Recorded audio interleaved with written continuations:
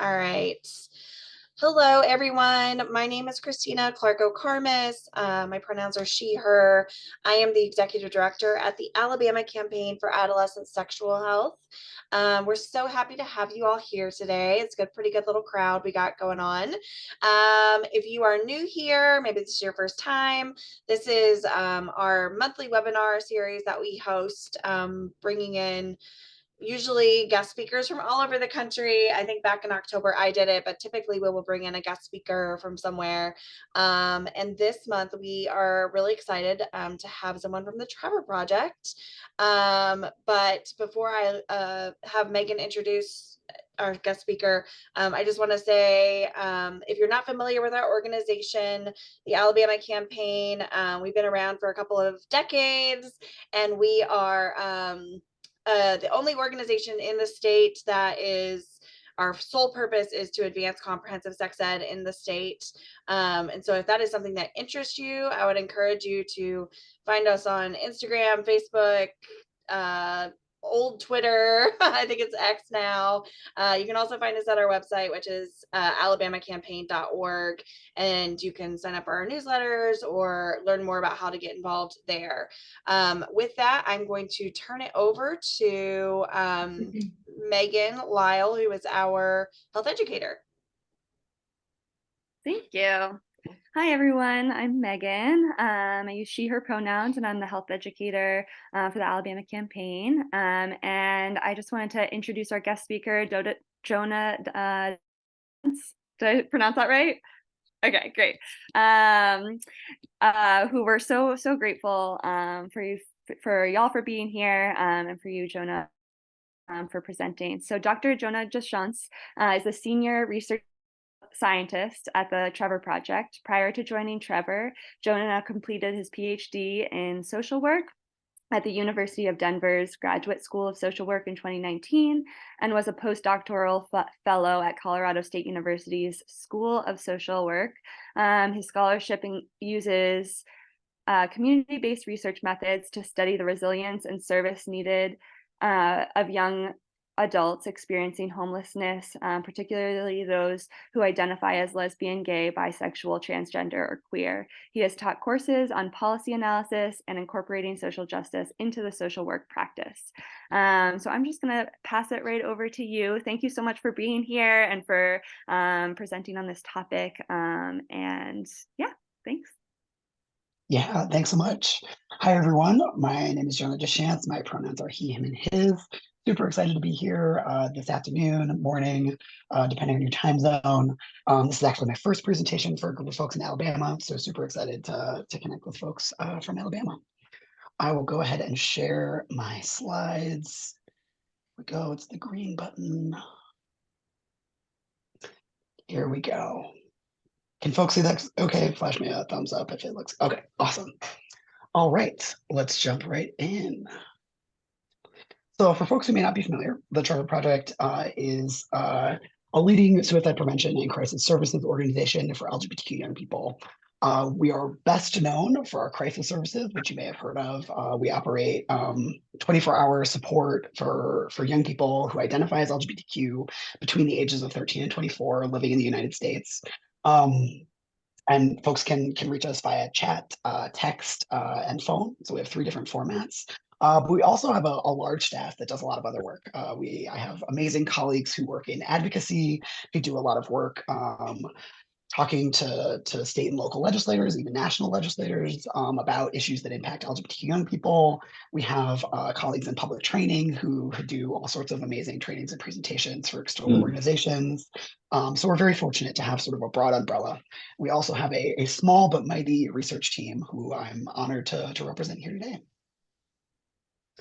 So a quick overview of the topics that we're going to cover today. My goal is to talk for about 40 minutes and leave 15 to 20 minutes for Q&A. So please feel free to ask questions. I'm also pretty informal, so if you want to raise your hand and ask questions in the middle, that's totally fine. But if you feel more comfortable saving them for the end, that's also great. I'll do my best to keep an eye on the chat, although especially when I'm looking at my slides, I can't always do that. So I'll definitely come back to the chat at the end. But here's what we're going to talk about today. The first thing I'm going to start off with is I'm going to do a short overview of our most recent survey findings. And those are our findings from 2023. We released those earlier this year in the spring. And we'll do a quick sort of top line basic suicide risk and then ways to support LGBTQ young people, sort of our risk and then some of our resilience is the way that I sometimes frame it. And then we are fortunate to also have Alabama-specific data from our 2022 national survey. So it's a different data set. It's slightly different data. I just want to be really clear about that. However, the survey is very similar year to year. And so we tend to ask the same questions over and over and over again. And 2022 was the year that we had the staff power to do state reports. We would love to do that again. Unfortunately, we haven't had a chance to refresh that. We probably won't with the 2023.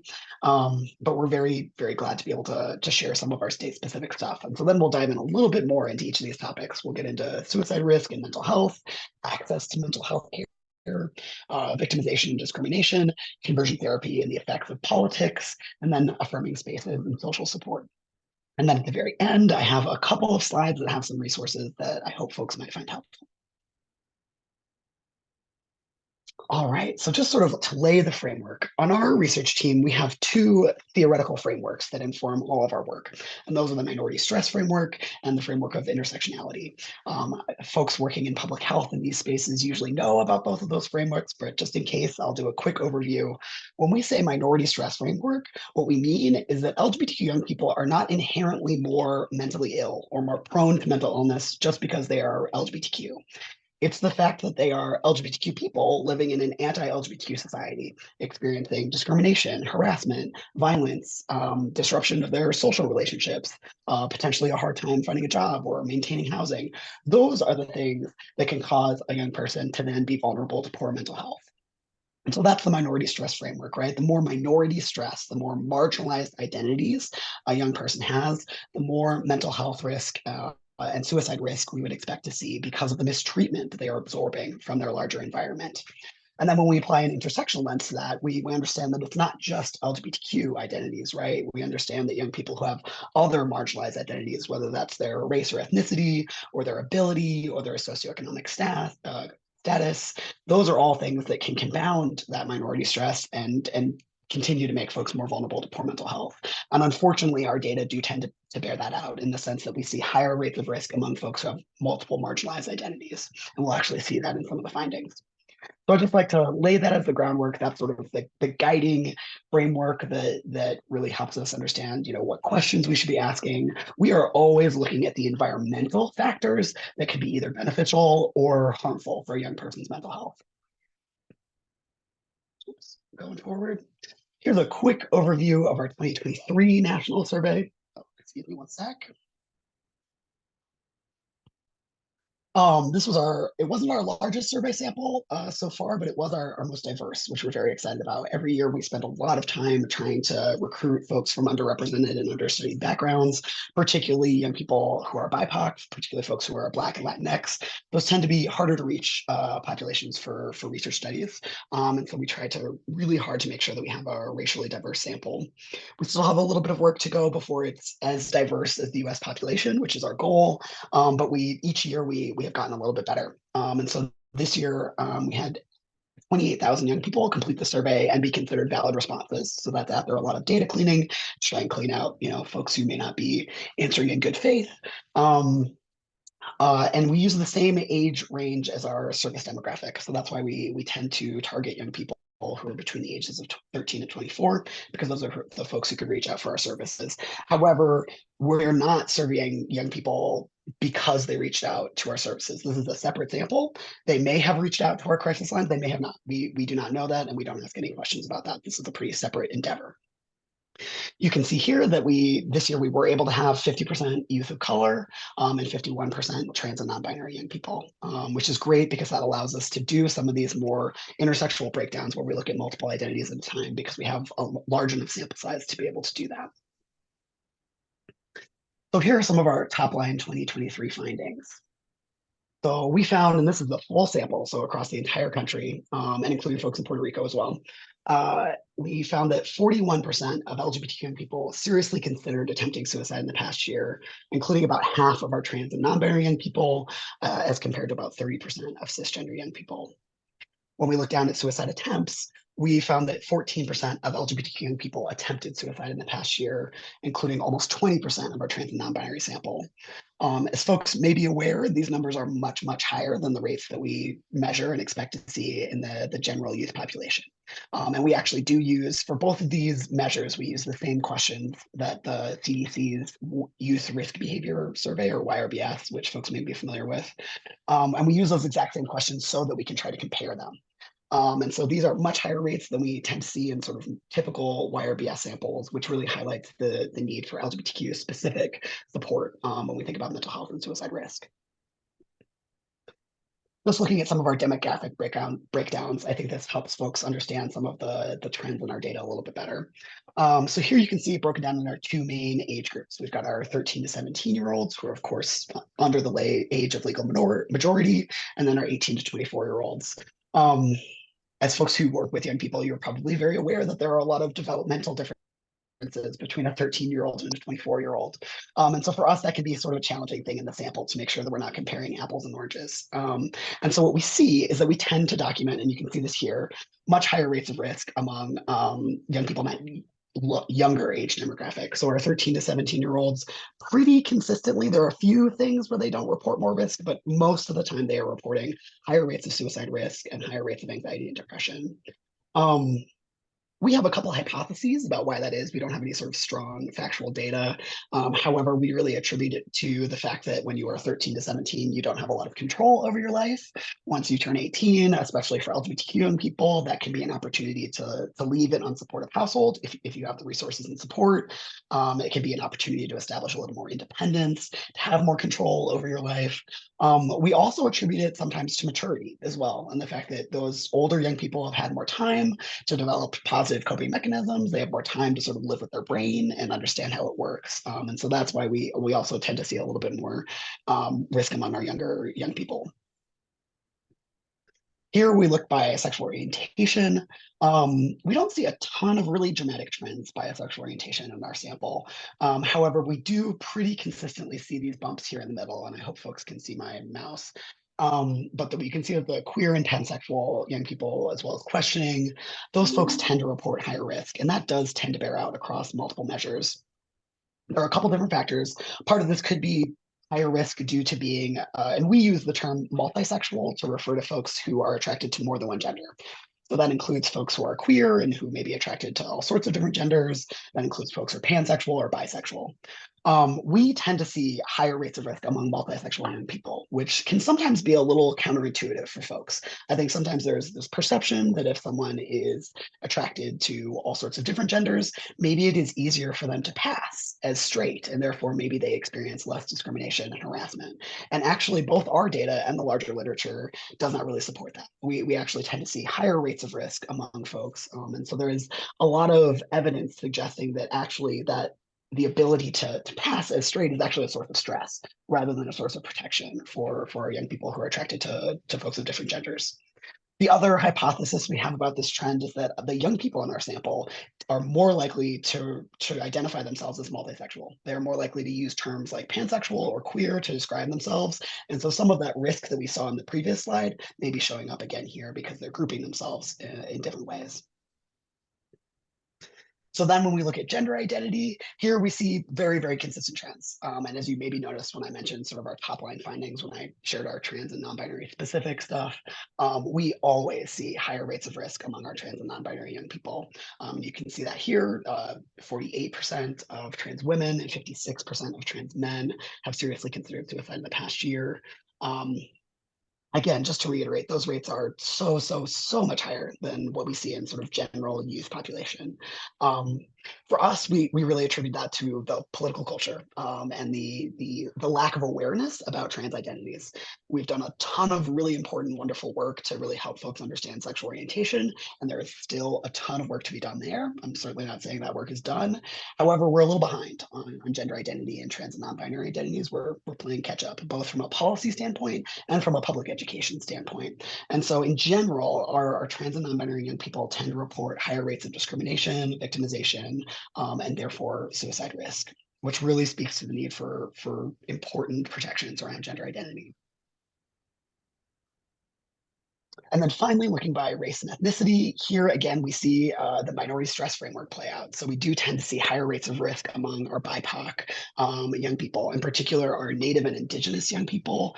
They are very consistently sort of the highest rate of risk.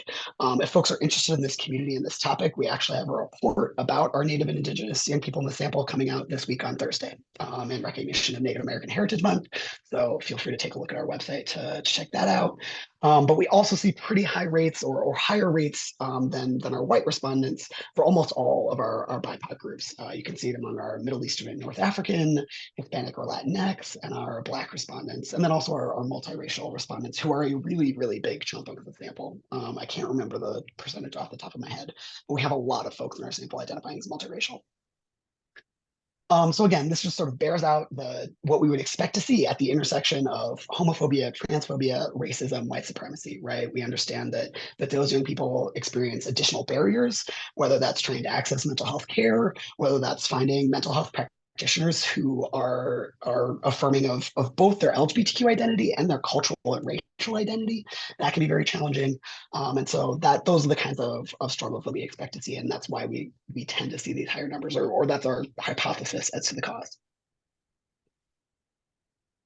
So now looking a little bit more of some of the ways to support, or the ways that allyship and action can really impact LGBTQ young people. So this year, for the first time on the survey, actually due to some folks on our public training team, they encouraged us to ask young people what they wanted adults to know about. So what are the things that they really feel like would be beneficial for people in their life to understand in order to better understand them? And so here you can see just sort of a straight list of the top, let's see, I want to say that's the 8 or 10, sorry, topics that folks are interested in learning about. So the first one is just sort of support and acceptance. That's very broad. I wish I could drill that down and sort of give more concrete, but unfortunately that's the way we wrote the prompt. So that's what they endorsed. But you can see that there's slightly more interest in a gender identity education compared to sexual orientation, although that's only 1%. So those are actually pretty tied. Then we see a high interest in pronouns, creating safe spaces, more education about sort of the gender binary and the ways in which people may or may not fit into the gender binary or feel sort of policed or restricted by the gender binary. And then microaggressions or interactions that make people feel upset or hurt or can cause harm, and then racism and intersectionality. I share this, and the reason I find hope in this is, these are topics that we are trying to educate folks on. So for me, this is a good sign. It means we're moving in the right direction, and we're moving in ways that young people really feel is beneficial and helpful, because these are topics that I see a lot of organizations doing really good, important work on. Then we ask young people a lot about the affirming spaces in their life. We ask those questions over and over and over again because we tend to see that access to affirming spaces is associated with lower suicide risk. And so here among our full sample for 2023, you can see just sort of straight rates of access to an affirming home, an affirming school, community events, and online. You can see that almost 40% of young people in our sample report that their home is an affirming space. Almost 55% report that school is affirming. Lower number of community events. That is a very broad category. It's a little hard to define, and it's also probably been impacted by the pandemic and sort of the ways in which community events may or may not be accessible to young people. And then we see that almost 70% of young people say that affirming spaces online. I get a lot of questions about the internet from folks. And what I have found, both in the data and sort of anecdotally from young people, is that the internet is a double-edged sword. They can both find a ton of affirmation there, and it's a really important tool for them to have access to. And it is a source of a lot of discrimination and harassment. And young people are pretty clear-eyed about that. They're pretty upfront about like, yeah, it's both. And so I don't know, as a researcher, I would love for folks to do more work about sort of how do young people know whether or not an online space is affirming or whether it's harmful, and how do they sort of practice self-care and how they engage with the internet. But that is beyond the scope of my work. If anyone here wants to go do that work, please let me know and I'll cite you. Here we can see the impact on suicide risk. So here, this isn't my favorite graphic of showing this, but what I really want to show is that young people who report that their home is non-LGBTQ affirming report higher rates of attempting suicide in the past year than their peers who report that their home is LGBTQ affirming. So we see a 15% rate of attempting suicide over here, compared to 10% over here. And then that holds true in pretty much every space. I guess with online, it gets a little bit closer. Those might not be statistically significant. But in general, and that is a finding that we tend to see reiterated throughout our data, no matter how we slice it. If folks have access to a supportive parent, if they have access to these affirming spaces, in general, they tend to report lower odds and lower rates of attempting suicide in the past year. Really highlights the importance of these affirming spaces and the like really tangible impact that these affirming spaces have. So then we dive in a little bit more to supporting our trans and non-binary young people, since we know that's an area of high need right now. And what I like about these next two slides is that we're looking at the rate of access to support that young people have right next to the impact on suicide risk. And so over here on the left, you can see this donut chart that shows the number of people that you live with who respect your pronouns. So 50% of folks in our sample said that no one they lived with respected their pronouns. And these are among, I believe this is calculated among young people who are out. So if they're not out, they aren't included in this, so they aren't there. I should go back and double check that, but I'm pretty sure. And then 23% said that some of the people they live with respect their pronouns, and then 27% said that everyone they lives with respect their pronouns. Now that I'm speaking out loud, now I really want to go back and look at this by age and see if that 27% is more 18 to 24-year-olds who may, be choosing the people they're living with to a higher degree than our 13 to 17-year-olds. I'll have to go back and look. But over on the right, we can see the rates of attempting suicide in the past year by those same three groups. So we can see that between none and some, there actually isn't a ton of difference. 20% versus 21%, that is a difference. And in our sample, that's likely significant, but it's not huge. But then when we come down to all, that jumps down to 12%. So that 8% change is pretty significant.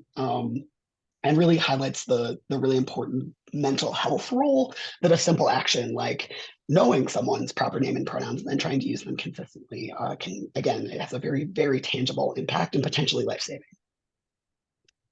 So here we're looking at a very similar graph, but we're looking at access to a gender-neutral bathroom at your school. This is particularly relevant for trans and non-binary young people, but not exclusively. Certainly there are a lot of cisgender folks who may just feel more comfortable using a gender-neutral bathroom in public spaces. We do not know whether this is a gender-neutral bathroom that is single use or whether it's multi-use. That unfortunately we don't have that level of detail. However, again, you can just sort of see the rate. So 37% said yes, there is a gender-neutral bathroom at my school. And those folks reported 15% rates of attempting suicide in the past year compared to 21% among their peers who don't have access. So again, we're just sort of looking at that relationship between access to something which is identified as affirming, and then the ways in which that affirmation can potentially have impact on suicide risk. So this is it for our 2023 data. I'm going to shift gears and go back in time just a year to Alabama so we can dive into that a little bit more deeply. This link, the full report, I did pull a lot of the statistics from the report, but there is some stuff that didn't get included in this. So I encourage folks to check that out. I'll do my best to try and share that in the chat once I'm done talking. We also have all the other states too. So if you have other states or you want to look at two different states together, probably possible to do that. So here's sort of again, our like marquee top line findings. We found that 47% of LGBT young people in Alabama and 58% of trans and non-binary young people in Alabama have seriously considered suicide in the past year, and 13% of LGBT young people and 20% of trans and non-binary young people have attempted suicide in the past year. I really wish I had gone back and looked at our 2022 full sample numbers so I could tell you when they are higher, when they are lower. I'm going to do my best to give an informed guess, but please feel free to double check me and fact check me. I believe these are a bit higher than what we found in the full sample, although not a ton higher. Then we can look a little bit more. The other two mental health outcomes that we measure very consistently using standardized measures are anxiety and depression, specifically within the last 2 weeks. And so we found that 74% of LGBTQ young people in Alabama and 82% of trans and non-binary young people report recent symptoms of anxiety. And then 58% of LGBTQ young people in Alabama and 70% of trans and non-binary young people report recent symptoms of depression. Then we're looking at access to mental health care. This is a big one for us, especially as a crisis services organization. We're trying to figure out, do young people have access to more consistent and regular mental health care? And we found that 61% of LGBTQ young people in Alabama who wanted mental health care in the past year were not able to get it. I do remember that that is 1% higher than the full sample, so not too much higher.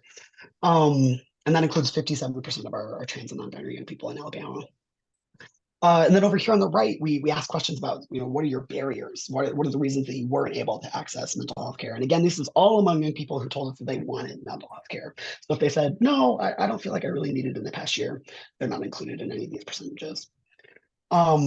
The first 4 reasons are very consistent with the full sample. So I believe they're almost exactly the same order with the full sample, but we see, I don't want to have to get my parent or caregiver's permission. That's a very common reason among young people in our sample.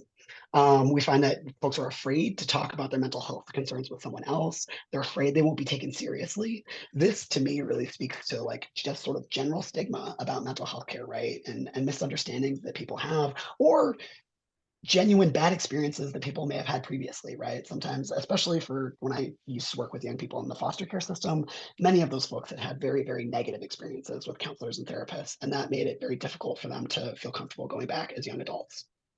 And so that's a huge stigma that I think sort of as a society we have to grapple with and contend with. Then we'll find more material stuff. So the fourth reason is I can't afford it, right? That is just sort of reality in the American healthcare system. And then the fifth reason, which I believe is not unique to Alabama, but I'm pretty sure that on your list, this is ranked much higher than it was on the full sample.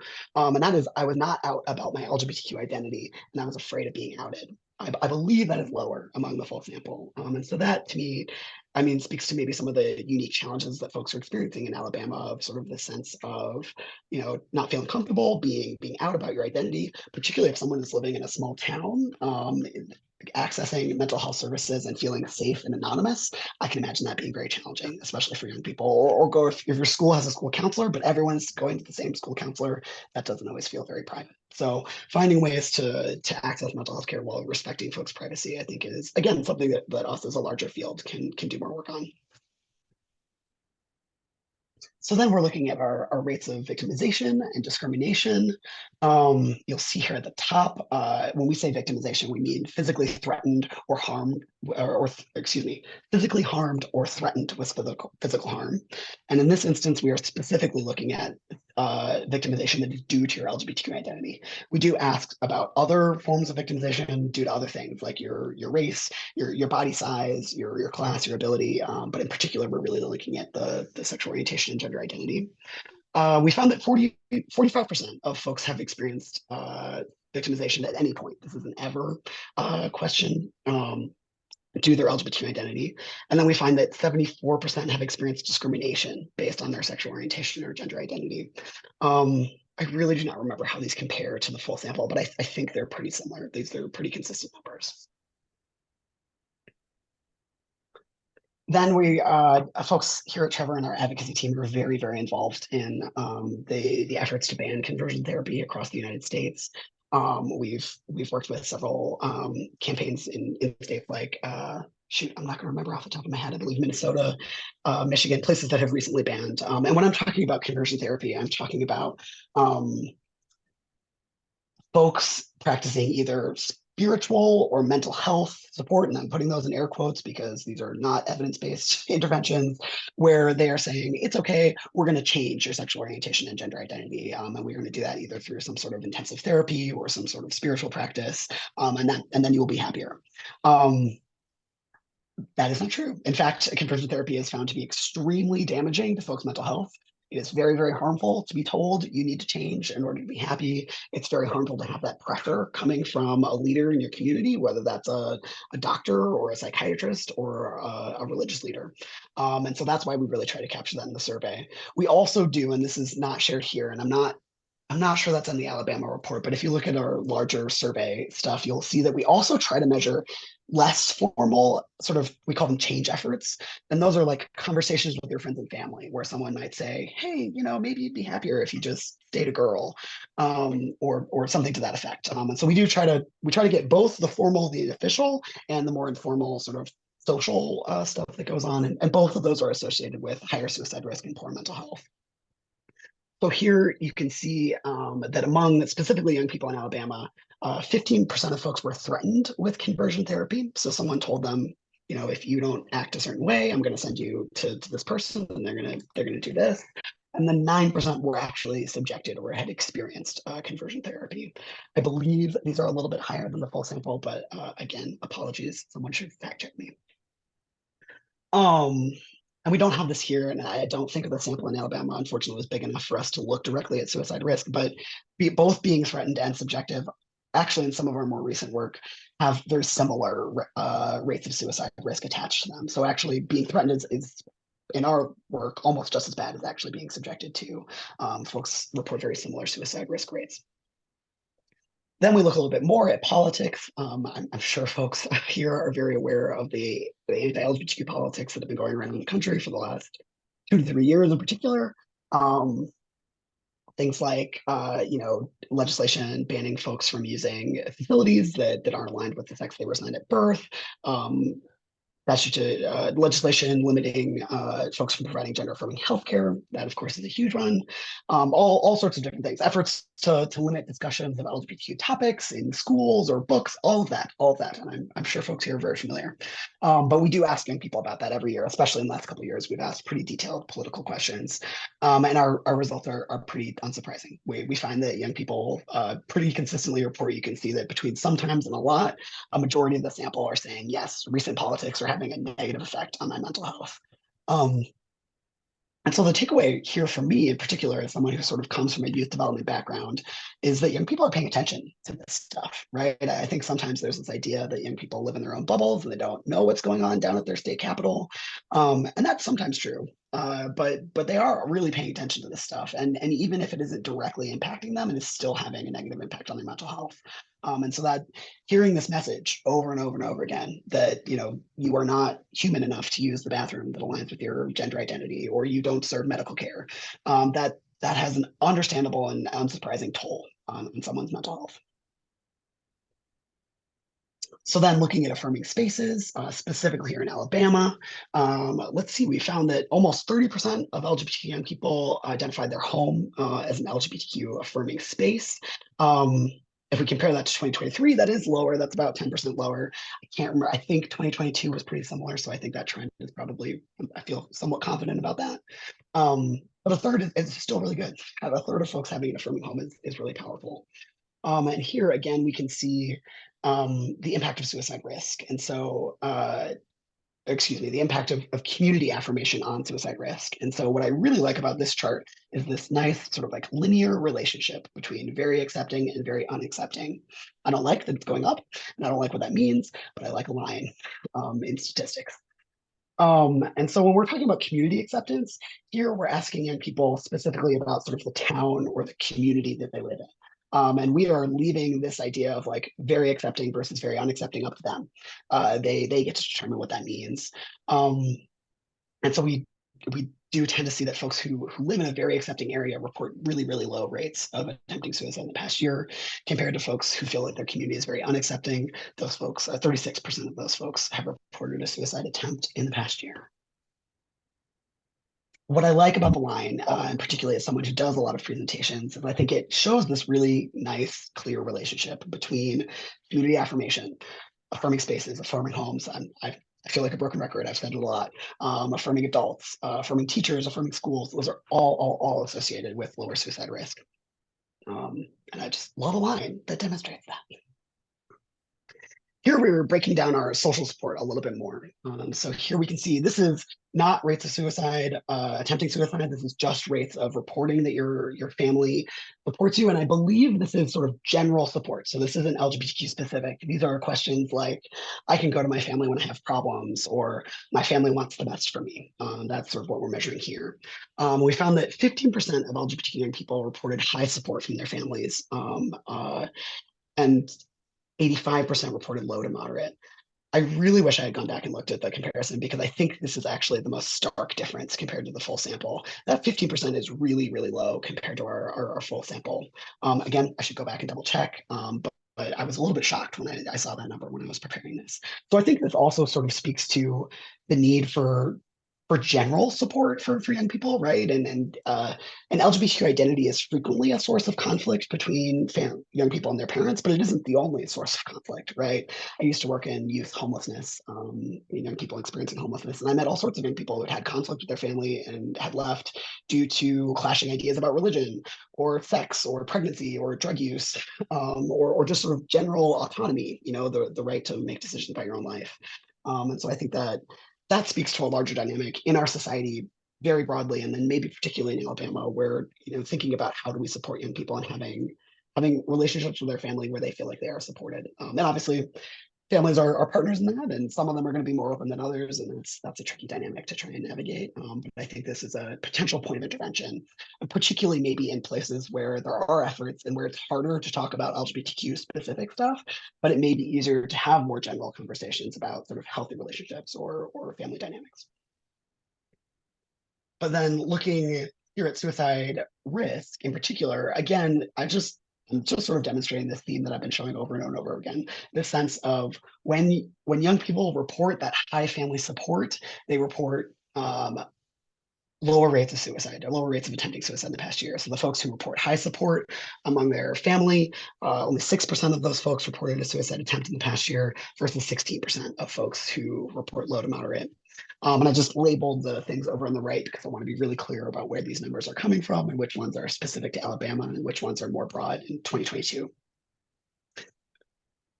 We believe that trend in the 2022 full sample would probably hold true in Alabama. There's no reason to believe that Alabama would be super different.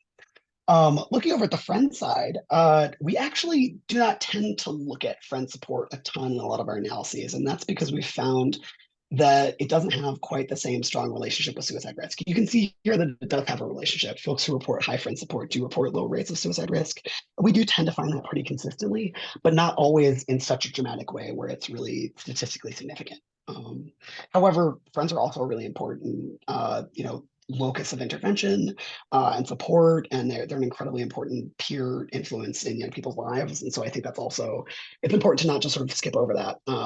Friends can really play a really pivotal role for young people who are either grappling with their mental health or trying to figure out how to be an LGBTQ person.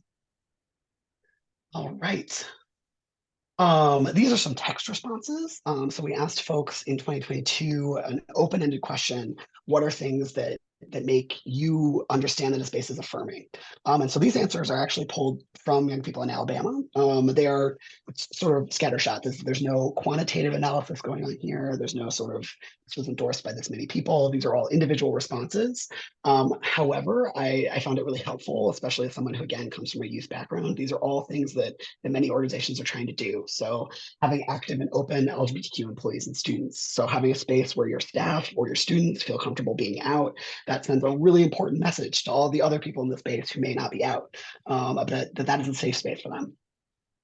Having rules against discrimination, knowing that there are other LGBTQ people there, that's very similar to the first one. Pride flags, being openly LGBTQ friendly, people accepting me and letting me be me, respecting pronouns, and having LGBTQ education. So when I look at these on aggregate, again, I sort of see, it's the things like having a pride sticker on your classroom door, or having your church be really explicit about their language about being open and accepting to LGBTQ people. All of these things that I think sometimes can feel a little performative, in the sense that maybe they feel more like they're more about an advertisement of a belief than an action.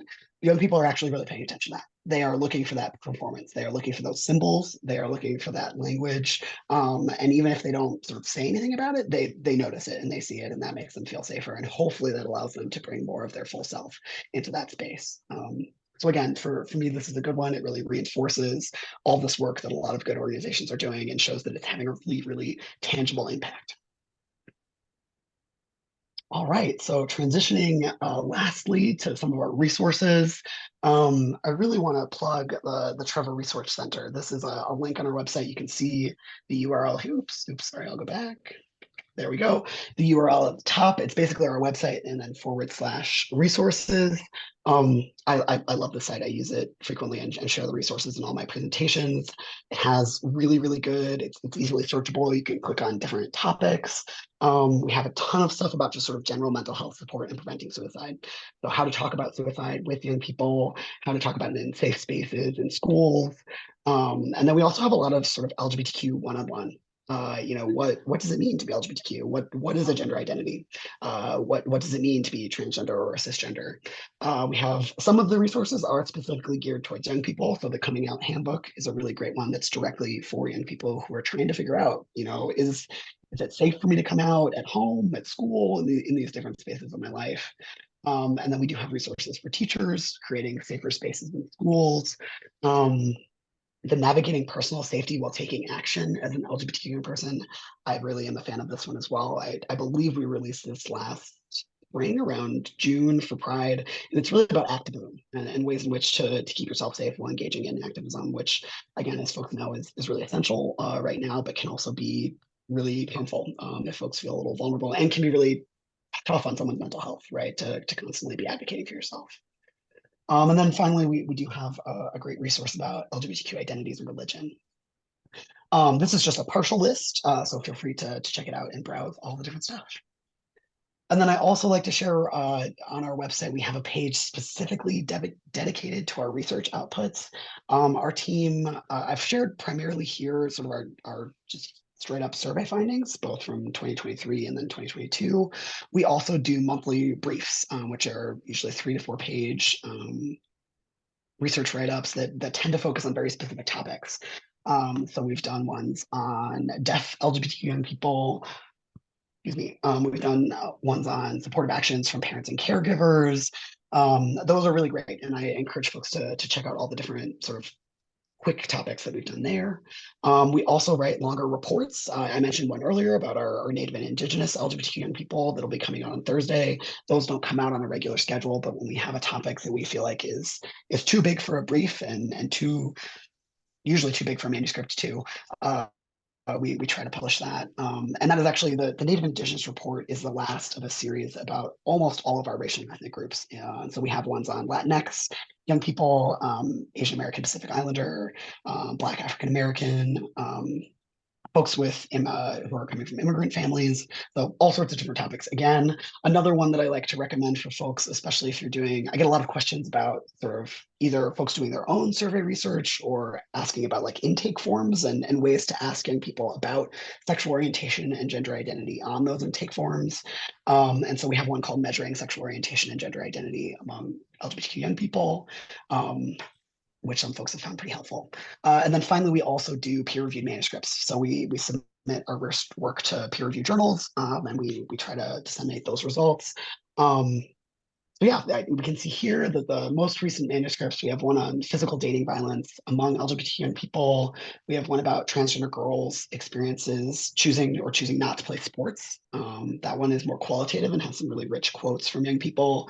And then we also have a couple on gender identity acceptance, access to updating your legal documents or sort of legal transition, things like changing your birth certificate or driver's license. And then finally, we do have one publication about gender affirming hormone therapy, one form of gender affirming healthcare and its impact on mental health. Hoping to do more in that work. I'm really hoping to start some more of those analyses because that's an area where we're helping to help folks understand the really important impact of this medical care is. All right. That is it for slides. I see that there are a couple of things in the chat. I haven't had a chance to open them up yet, but thank you so much. And I'm really happy to answer questions or discuss with folks. Yeah, Jonah, I can kind of read these off so that folks can hear them and you can answer them. So the first one was someone just kind of bemoaning that you sometimes have folks that don't answer in good faith on the surveys and wondering how often that maybe happens, or, I don't know if you have like number percentage, but they were curious about that. Yeah, great question. Unfortunately, the answer is a lot, and it is increasing. We've actually noticed a pretty dramatic uptick in, I tend to just call them trolls. I think the more official would be like bad faith respondents. Yeah.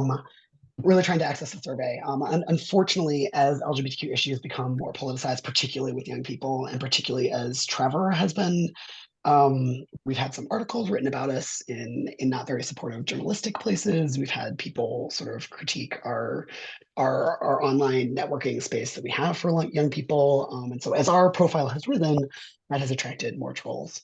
We also have found this year we did a double recruitment for our 2024 national survey, very similar to the one I shared here. And then we're also starting a new project where we do a longitudinal survey asking young people every 6 months.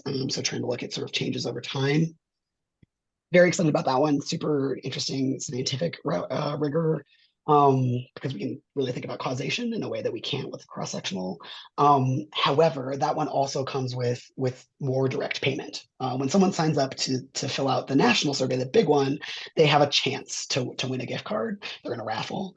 However, for the longitudinal stuff, and this is pretty standard in scientific research, folks get paid for their time, and so you get paid for every single survey that you fill out. And so then we have even more trolls really trying to get in because they want those gift cards. And so Sure. we've actually really in the last year had to develop some pretty rigorous. We use Qualtrics, which is our survey platform, has some built-in features that sort of identify folks. We started really looking at like IP addresses or folks who are using similar names. So we are really, I am learning a lot about sort of the lengths that folks will go to in order to access the survey. Sometimes because they really want to mess up the results, and sometimes just because they don't have resources and they want more resources, which is totally understandable. Yeah. So yes, sorry, that was probably a longer answer, but it's kind of a nerdy topic for us. But unfortunately, there are plenty, and we're expecting more. The same person just commented kind of a follow-up question. Does the removal of trolls ever affect the reliability or validity of the data? Yeah, absolutely. So we do a lot of data cleaning. So I feel really confident about our national survey results. And that's another reason why we want to have a really, really big sample size. So that, yeah, if a couple people sneak in past our filters, they're not really impacting the results because they're just a tiny drop in the ocean. However, if we weren't to do all of that data analysis or data cleaning, yes, I absolutely would worry a lot about the results. So it is a pretty key data integrity piece for us. Great. Someone had asked to drop, if you could drop the link to the full report. I believe I found it, but I would ask that you double check me on that. It's probably there in your slides too. And then I already said in my follow-up message that we will have this recording available for y'all by the end of the week. So if you want to share it with your colleagues, and yep, that's the exact one I pulled and dropped in the chat. So if you want to click on that and share that with colleagues as well, that is there. So then another question, in terms of friend support, could this be for some Alabama young people, for some Alabama LGBTQ young people, identifying friends as their chosen family, thus having a bigger impact on actions? Oh, I love this question. Yeah, I think that's an open question about sort of how young people, and this is sort of both an exciting thing and a challenging thing about survey research is we try to define the terms as much as we possibly can, but ultimately young people are interpreting the language for themselves. And so there is definitely a chance that young people, we know when we ask them about family, they're actually thinking about their chosen family. I think the way we ask the questions allows them to sort of, I think most folks would understand, oh, okay, now I'm talking about my friends. However, I do think it's quite possible that folks in places like Alabama, where maybe the family of origin is less supportive, and therefore they have to both, by necessity and by desire, create chosen family networks. Perhaps those folks are more likely to report, higher rates of support from those friends because they're in that chosen family role, and then maybe even potential higher impact on suicide risk. So that's actually, makes me want to add more questions to next year's survey about sort of the nature of those friendships, and how to really try to capture those friendships that are family relationships as well. Awesome. There's another question. Does any of this data exist on the county level, or can it only be broken down by state? Unfortunately, we cannot do county level analysis. We ask young people for their zip code. That's how we sort of know their physical location. And that is actually interestingly one of the most skipped questions on the survey. I think young people are perhaps justifiably a little suspicious about giving folks zip codes. We also do data cleaning around that. So if someone gives a fake zip code, we identify that pretty quickly. So we don't have county level data because we don't have enough people in the county to do that kind of work. However, we did do a report that was released, I want to say in May, that linked our data set with the American Community Survey, which is run by the US Census. And then I believe we did it on a county level linkage. And so then we were able to say young people who live in counties that have more people who were born outside the United States report higher or lower levels of risk. So you know what, now that I'm saying that, we do have some ability to sort of link to county, but unfortunately we do not have the sample size in each county. We can maybe do it for some of the really populous counties, places like big cities, but especially for rural counties, it's unlikely we would have more than a handful of respondents, and that would be hard to do. Yeah, and I just want to say for sort of the general knowledge that no one else in Alabama has that sort of, well, really any data related to LGBTQ youth. And unfortunately, the state Department of Education is no longer going to be conducting the youth risk behavior survey either. I know we're one of the states that has decided to no longer, they actually sent the money back. So they received the money and then they sent it back. So they really, really don't want to do it, I guess. And we do not have any sort of knowledge on how, like, why that has happened. We just can speculate. They don't think that it's okay to ask young people these questions related to sexual activity. So all that to say, if you want to be an advocate for this issue, not only do we need better data for LGBTQ youth, although I understand that there would probably be some barriers to getting that data, especially more rural places, but we also need information on just general health behaviors for young people. Yes. So a couple more things that have come up. Jonah, do you know what the linked data set report is called? I don't remember the title off the top of my head, but I am fairly positive it has the words American Community Survey in the title. So I would maybe go to our website and do like a colon search, or even just keep scrolling. Our research webpage, I apologize, is not the most user-friendly design, but if you keep scrolling, it should pop up. And I can include that in the follow-up email. So you said American Community Survey is what we should search? Okay. Yeah. I'll locate that and send it with the recording of the webinar. Awesome. Thanks so much, Megan. Another question, this is more on how we can support young people, and I would love to hear your take on this, Jonah. I'm curious, in areas where schools are not allowing gender identity education, how can you subtly be inclusive without inciting too many student follow-up questions? And they are specifically asking related to middle and high school age youth. Oof, yeah, this is a tricky one. And I defer to other folks in this space who have more direct work with young people, especially now. So I'm going to throw out some ideas, but I please know this is outside my area of expertise. I think, to me, the one that I tend to use, and this is so tricky because schools are becoming much more aware of it, is the name and pronouns, right? And sort of asking people, because that is an issue. Like, pronouns is somewhat pretty particular to trans and non-binary young people. Someone could use different pronouns and not identify as trans, but that's pretty unusual. Name, on the other hand, is something that is really applicable to everyone. Many people use nicknames, or they use their middle name, or sometimes they just want to use a different name. And so giving folks the opportunity to report a name that they're more comfortable with, I think is something that is hard to pinpoint as a gender specific thing, but is something that, particularly for trans and non-binary young people, that gives them the end to tell you the name that they want to use.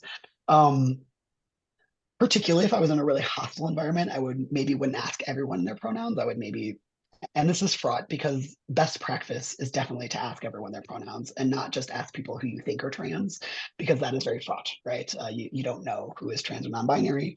However, if you're in a space where you can't ask everyone and you are working with a young person who you're getting a vibe from, and you feel like that might resonate with them, in my mind, having a private conversation with them where you say like, hey, just wanted to ask, what pronouns do you use? And then to always share your own as well. I think that's something that's really important and shows like, yeah, we all have a gender identity. Here are mine.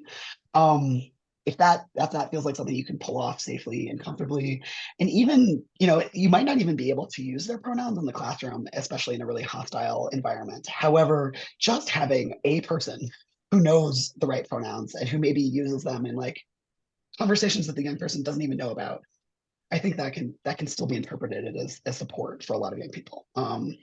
Uh, let's see more broadly. It's so tricky to sort of couch this stuff in this hostile environment, but I would just sort of say, like, this is going to sound very broad, but just, asking people about their interests, right? Asking them, what kinds of books, or, what are you watching on Netflix? Who are some of the people that you follow on social media, and like, why are you interested in them? I think those are areas where, particularly if a young person is ready to talk about this stuff and really, really feels like they want to share that with someone, they will bring it up. They will talk about Heartbreaker on Netflix. They will bring up their favorite trans YouTuber. And so asking those kinds of questions, and then being very open and receptive to those responses, right? And saying, wow, that's really cool. Thanks for telling me. Yeah. Yeah, and then the symbols, again, unfortunately, in a lot of places, it's not safe to advertise yourself as someone who's an ally to LGBTQ people, especially in schools right now. However, if there is any space to do that, that can be incredibly impactful. So if you're on the line and you feel like you can do that without incurring too much personal risk, I think young people are telling us that really works.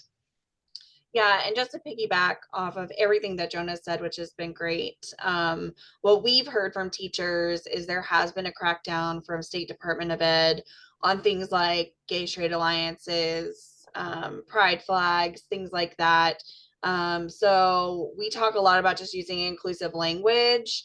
So instead of, talking about somebody's boyfriend or girlfriend, saying partner, maybe if you don't know someone's pronouns, just using they, like using that gender neutral pronoun.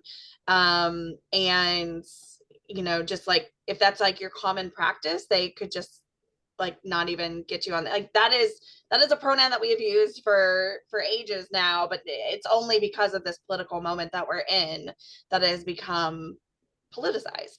I do want to note, though, that as a teacher, the law does say that if a young person tells you that they identify as a gender that it does not match with their sex that they were assigned at birth, the law is that teachers must report that to the parents. And so I would just, maybe caution if you're a teacher, if you're an educator, to be aware of that law. I'm certainly not saying anybody should break the law, but be aware of that. Maybe let a young person know that before they potentially out themselves. And I'll also say that's specific to gender identity and not sexual orientation. So if a young person is like, I'm gay, I'm bisexual, I'm lesbian, any of the sexual orientations that are out there, you are not under any legal obligation to tell a parent. But gender identity, unfortunately, that is the law. And so I just don't want to end on that depressing note, but I do want to share that just so that everyone's protected. Thank you. That's super helpful to know the local context. Lots of thank yous, and it is 1:00, so I appreciate everything you shared with us today, Jonah. It's been great. Yeah, likewise.